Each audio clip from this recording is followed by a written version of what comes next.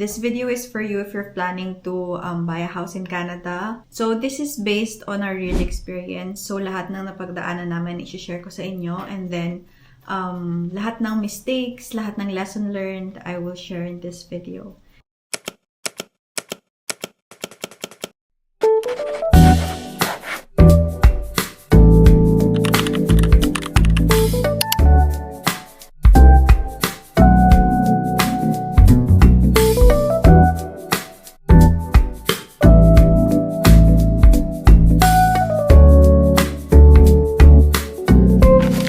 Millennials, I'm Elaine Ira and welcome back to my channel.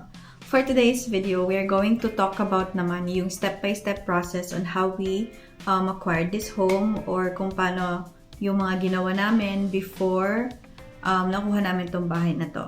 This is based on our real experience. So lahat ng napagdaanan namin i-share ko sa inyo. Lahat ng mistakes, lahat ng lesson learned, I will share in this video. This video is for you if you're planning to buy a house in Canada. So for a quick context, we are first-time home buyers. We're based here in Canada, specifically in Toronto. And I'll share yung process na pinagdaanan namin and of course, a real experience. Let's start from the beginning. So step 1 of buying a home is financial preparation. Before anything else, you have to know how much you can afford. Check mo yung annual income mo, yung monthly expenses mo, and some of the budgeting I saw online is dapat yung home mo is 40%. But for us, ayaw naman namin na most of our income is doon pupunta sa bahay, na parang we're just working to have a home. Which is not bad for some, but we don't want that for ourselves. So for us, ang binudget namin is 25% is going to our mortgage. So you have to check how much you can afford. And if you have a budget on mind na on how much you can afford, next step is to start saving for your down payment. So for us, what we use is specifically here in Canada, we have FHSA for first-time home buyers. So it's a first home savings account. It's super helpful kasi it's tax-free savings. I mean, tax-free yung income na makukuha mo from FHSA. And then, magiging deductible pa siya sa taxable income mo. We opened 2 accounts, me and my husband. Ang maximum limit nun per year is 8,000 and total maximum is 40K. So that's what we use. And then when we maxed out na yung FHSA, we turned to TFSA. Hindi kami nag-opt to RSP kasi ayaw namin mabawasan yung pang-pension namin. So TFSA is just like FHSA, but yung ilalagay mo doon is not tax deductible. Pero tax-free pa din yung makukuha mong dividend income, and ayun. For FHSA, hindi mo lang siya i-imbak doon ha. Kailangan mo siya i-invest. So, it's up to you kung gusto mo siya sa stocks, sa bonds, but we opt to doing ETFs. Yung ETF, siya yung nag-i-invest sa iba't ibang stocks. So, stocks, example ng mga publicly listed companies. So, may it be, ano bang publicly listed? Facebook, Meta, or kung ano man, yung pinag-investa nung napili yung ETF. So, may ETF na specifically for tech companies, Canadian companies, American companies, for SP500. So, yun yung pinaka-safe actually, yung SP500, kasi pataas lang siya ng pataas. Although, may ups and downs siya. But, yeah, i-invest nyo siya. Huwag nyo lang siyang i-imbak sa FHSA kasi walang mangyayari. Also, part of the financial preparation, if ready na kayo to take the next step after nakaipon, you have to have your mortgage pre-approval. So, online ngayon, madami ng kasi ginawa din namin to, like, mortgage pre-approval, ganyan. Tapos, ilalagay nyo doon yung income nyo, yung monthly expenses nyo, kung may binabayaran kayong sasakyan, and kung may credit cards kayo, ilalagay nyo doon, and then, ika-calculate niya kung magkano yung afford nyong house. So, yun yung total purchase price ng house na pwede nyo ma-afford. And then, sa pre-approval nyo rin, makikita kung magkano yung percentage ng mortgage. Like, mortgage interest rate na pwede nilang ibigay sa inyo. But it's not yet like, approved na kayo. Pwede kayong kumuha ng maraming pre-approval sa different banks. Depends kung ano yung makuha nyong magandang interest rate, ano yung makuha nyong magandang mortgage. So, kung ano yung pinakamataas na pwedeng ipahiram sa inyo. Step number 2 is find a realtor. So, for us, we used Zone. So, Zone, sila yung nagbibigay ng cashback. But it's not very, di sila masyadong makikipag face-to-face sa inyo. It's more on calls, it's more on meetings sa laptop and everything. It's not like yung mga nakikita sa Netflix na reality shows ng realtor. But I think meron din naman yun dito sa Canada. But doon nga pili namin kasi nga may cashback. So basically, bibigyan nila kami sa, kung magkano yung nakuha naming unit, may percentage doon na ibibigay sa amin. Ang percentage na nabigay sa amin nun is 1.2%. Kasi depende kung kukuha kayo sa kanilang mortgage broker. First, parang 1.5 kung kukuha kayo sa isa nilang mortgage broker, and then another mortgage broker 1.2, something like that, and then 1% if kukuha kayo sa sarili nyong bank. So, it depends kung magkano bibigay nilang cashback sa inyo. Ang maganda kasi if may realtor ka, they're very helpful sa pag-process ng mga papers and lahat ng kailangan, alam na nila yung gagawin, especially for us kasi first time home buyers kami, kung anong help na makukuha namin, tanggapin namin. Bukod sa mga na-research namin and sa mga alam na namin before, sobrang nakakatulong sila kasi Canadian house market is different from the Philippines. Dito sa Canada iba kasi, so we decided to have a realtor. Tinulungan niya kami maghanap ng units and then also kung ano yung mga kailangan ng mga papeles and everything, hinanap sa amin. And then kung may tanong kami, sinasagot nila yung mga tanong namin for the best of their abilities. Sa nakuha pala namin realtor, meron kaming parang yung kumausap sa amin na pinakauna, tapos siya yung may alam ng account namin, yung mga gusto namin na hinahanap namin sa condo, kung ano yung gusto naming mga quirks na parang gusto namin sa condo, sila yung nakakaalam, and then mag-schedule siya for showing. So yung agent na mag-show sa amin sa condo is different from nakausap namin. So, ang trabaho naman ng showing agent is to show the property. Kung may tanong kami about sa property, sasagutin din niya. Showing agent is just, papakita lang yung unit. And then, kapag may tanong about sa price and everything, dun sa, sa buyer's agent kami, yung talagang may alam ng account namin. So, dun sila super naka-help din sa amin kasi, especially sa mga area, alam nila kung ano yung mga safe na area, yung medyo hindi safe na area. So, kapag may mga nakita kami na mura, tapos sasabihin namin, parang gusto namin tong i-view. Tapos sabi niya, hindi nga masyadong safe doon, ito yung mas okay na unit, ganyan. Parang ni-steer niya kami away from unsafe.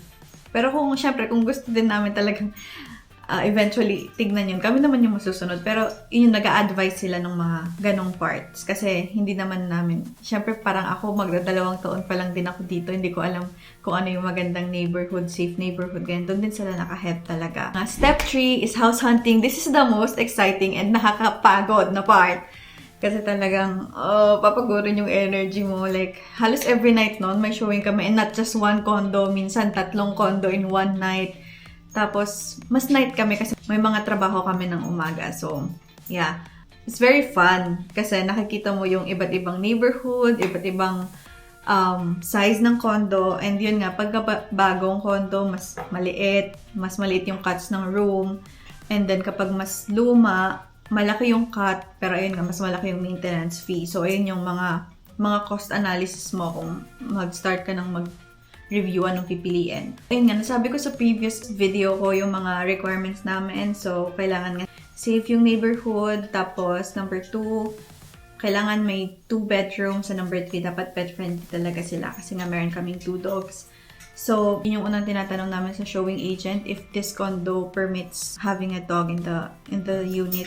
Meron din akong vlog, pinakita ko yung mga venue namin and yung mga hindi namin napili, kung bakit hindi namin napili. So, if you're interested to look at that then, just click here. So, ayan. The next step naman is, pag may napili na kayong unit, is start na kayong mag-make ng offer. So, making an offer is depending on the asking price pa din. So, it's either you meet it at the asking price, you go above, you go under. So, for us, basically, kasi nga kuripot kami, charot, hindi. Kasi, yun din yung advice ng aming agent is to go under kapag matagal naman na siya sa market and mukhang very, very motivated naman yung seller and ganyan. Tapos, kung sa tingin mo, halimbawa nakita mo yung unit, ay hindi naman ganito yung price niyan, ito yung i-offer ko, parang ganon. And then, kapag naman, maghahagal pa kayo nung seller. For this one, nakuha namin siya under the asking price. So, yay! Ang pag-make ng offer, yung agent namin yung gumawa actually. Siya nag-draft and everything. Tapos pinakita niya sa amin, ito, andito yung pangalan nyo, andito yung price, andito yung closing date, andun lahat sa papel na parang purchase agreement. And naglagay kami ng 3 conditions. Number 1 is yung inspection, number 2 is yung financing, and then number 3 is yung condo bylaws. So, once you make an offer, hindi naman all the time tatanggapin agad ng seller. For us, parang medyo ba't ang baba? Parang naganon pa siya ng konti. Tapos nag-meet kami on same price na nag-agree kami. So, ayun. May a little bit negotiation lang, pero hindi naman super. Pumayag na yung seller sa ganong price, parang, ito na, kakakondo na tayo, parang ito na, totoo na to. Tapos, ayun, the next step na ginawa is, binigay sa amin yung condo bylaws. Tapos, ni-review din siya ng lawyer namin. So, ayun nga, may lawyer din na involved. Sabi na, okay naman siya, meron naman silang fund kung sakaling may renovations na gagawin, and pinakita yung listahan kung magkano yung maintenance fee, I think the next 10, 15 years yung pinakita. So, okay, hindi naman siya super tataas. So, it's good. And then, pinakita nga na yung bylaws nila, yung mga rules nila regarding pets, ganyan. So, yun talagang hinanap namin kasi baka naman eme lang nila na pwede yung pets, tapos pagdating namin, hindi pala pwede. And then, dumating na yung financing, yun na yung approval talaga. Ang nakuha naming mortgage bank is yung Scotiabank. So, and yung rate namin is 3% variable rate.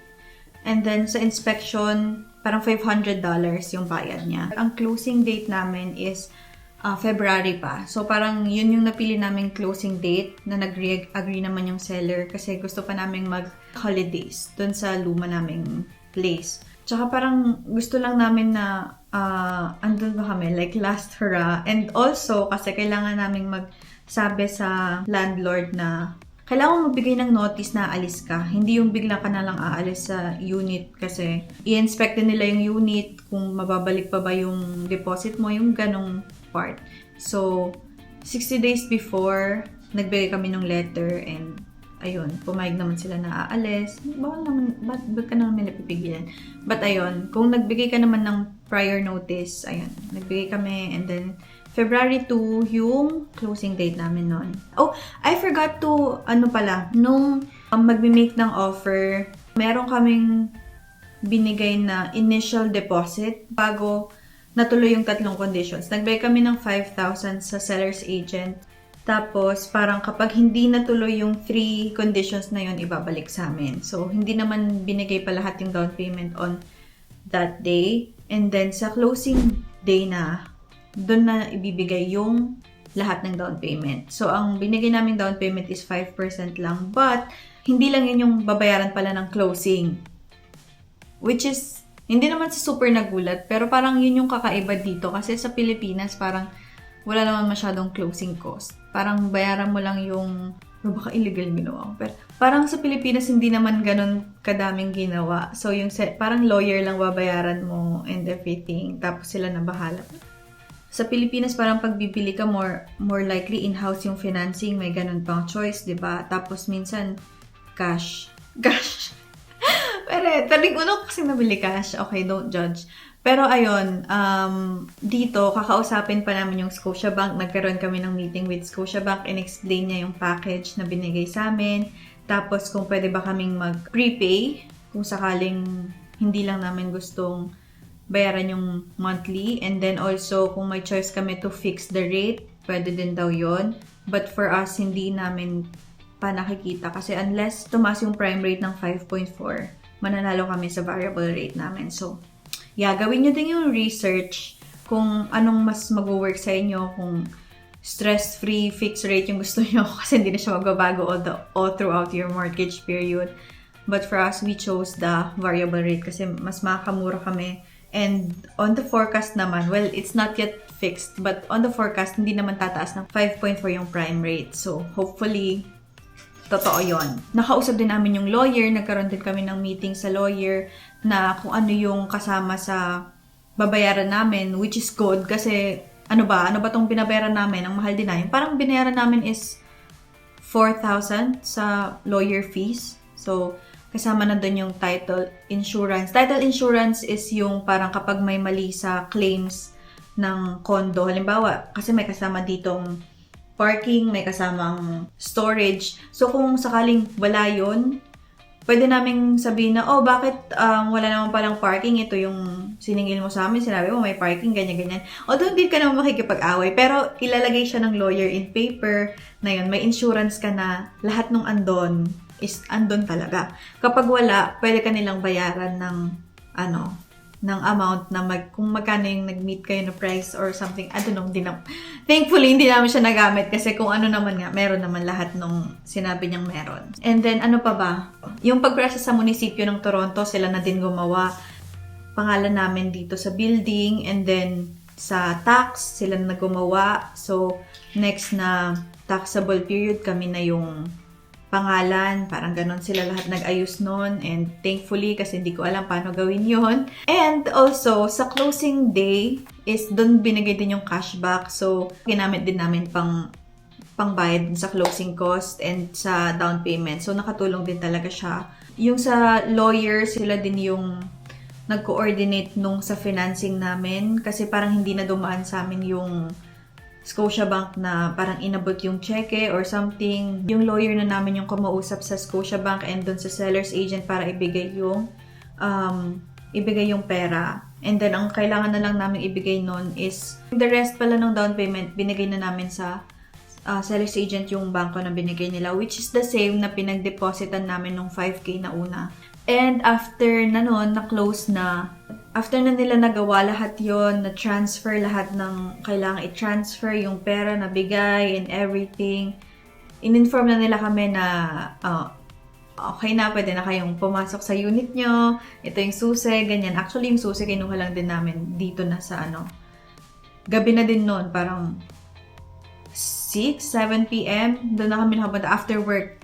And then, if gusto nyo din makita yung empty condo tour, click nyo lang dito. Tapos, ayan, view nyo siya kung paano namin nakita yung condo ng very blank pa siya, blank canvas and everything. Nung moving day na namin, 2 weeks after pa nun kasi nag-pack pa kami sa kabila. And then, overlap namin yung move-out date namin sa prior apartment namin para kapag may nakalimutan sa packing, ayan, andyan lang siya, wala pang ibang naka-renta or anything. Nadala naman na namin lahat ng gamit. Yung iba, pinamigay din. Yung luma namin couch, pinamigay na namin. Bumili kami na lang ng bago. Kasi lumulubog na din yung lumang couch. So, parang sige, let go na natin. So, yun na, nag-move na tayo. Tapos na. Hindi, pero it's time to like decorate the place and everything. So, ayun. Before we end this video, I will just share my few lessons and tips na natutunan namin while doing this adulting thing. While buying a home, in the process of purchasing a home, is number 1, when you set the price, stick to it.